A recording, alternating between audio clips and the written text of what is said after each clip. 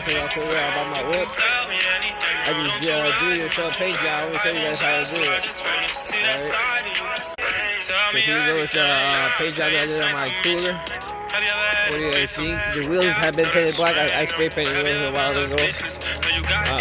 I added this plastic diffuser, handmade.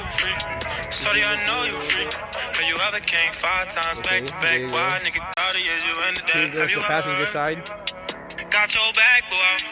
Got your tracks, but these are different. I gotta go from the other side to the so, got the cherry bomb sticker right there.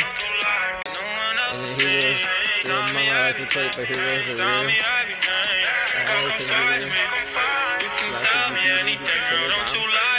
I paint that right again. And that's it, people. Peace out.